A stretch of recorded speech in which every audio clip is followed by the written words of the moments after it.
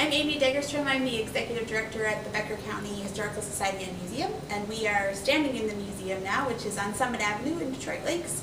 This building was originally an Assemblies of God church, so built in the 1950s, late 1950s, and it's seen sort of lots of lives since then, but it was church for the longest span of time. It did burn down at one point and was rebuilt, and has been the museum since 1989, so we've been in this building for quite a few years.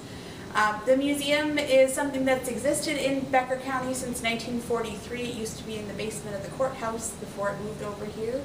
And we're like a lot of county historical societies, so we collect a little bit of everything, kind of the hodgepodge of our history. We are very lucky that we had some early folks who really collected those early objects and stories, so we know kind of that pioneer piece of our history very well. And we collect things all the way through current day, so it's a really wonderful place. It's always free, so you can come and visit us anytime. And a lot of those objects, those things, have some interesting stories that go along with them, and so you'll hear a little bit about a few of those today. So Mary Lewis was a hotel owner here in Detroit Lakes. She owned the Lewis Hotel, which sat just to the south of the Northern Pacific Railroad tracks. And she was a really interesting, kind of eccentric character of a lady. I think I'd really like to hang out with her if she was still alive. And she was determined to bring culture to the railroad workers and the timber workers that were coming through Detroit Lakes. And so one of the ways that she tried to do that was to bring interesting things into her space, which she called conversation pieces, and they were supposed to help you have polite conversation with people, whether or not you knew them. And so one of those things was the two-headed calf that I'm sitting by today. And this calf came originally from the city of Lake Park, and Mrs. Lewis purchased it from a butcher there and brought it and had it taxidermied and put it in her hotel lobby. And so you could sit down and talk to somebody about this interesting animal, and again, not offend them by talking about politics, right? And so it was a really wonderful environment. She also made all of her railroad workers and timbermen have formal tea every day, and she, again, really pushed this idea of bringing culture and some civility to a sort of frontier town, which had only been around for about 25 years or so by the time the calf showed up. So I think she was a really wonderful, interesting lady, and we'll learn a little bit more about her when we go downstairs. So another way that Mrs. Lewis tried to kind of civilize her railroad worker and timber worker guests was, as I said before, was to make them have formal tea every day. And she also had a love of kind of interesting animals, as we saw with the two-headed calf. And one of the animals that she really loved was a parrot.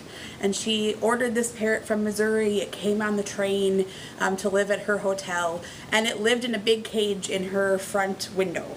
And so everybody would stop by to see it. It was a talking parrot, so it said a few words. It could say her name. It could say a few other things.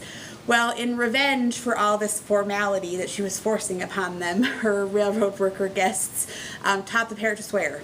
And the story, or the myth, I guess, goes that every time the parrot started swearing, Mrs. Lewis would get rid of that parrot and would get a new one. And over the years, supposedly, she had 12 or 13 of them in total. The last parrot that you see stuffed behind me here, she was very attached to, very fond of. Supposedly, it didn't learn to swear. And so she did have it taxidermied because it stopped eating, and so she did have it taxidermied and kept it thereafter, and so it was kind of her mascot, I guess, for the Lewis Hotel, and I think probably has a lot to say about that. So, of course, history also has lots of stories of people attached to it, and one of the people that it was a big player in the history of this institution was a former director named Harriet Davis. And she was here in the 1970s and into the 80s. She was actually still the director when we moved into this building. And one of the stories that we hear about Harriet all the time is the fact that she loved to sing. And she maybe wasn't a great singer, but she was very enthusiastic and really loved it. And so people talk all the time about hearing her or knowing she was in the building because they could hear her singing or humming as she walked around. So with Historical Society, of course, we always have lots of questions about Do the objects have energy attached to them, or do the people kind of stay with their objects? And I'm not so sure one way or the other. I think that's really up to what you believe in. But we certainly have had a lot of claims, and here we've heard things in the museum.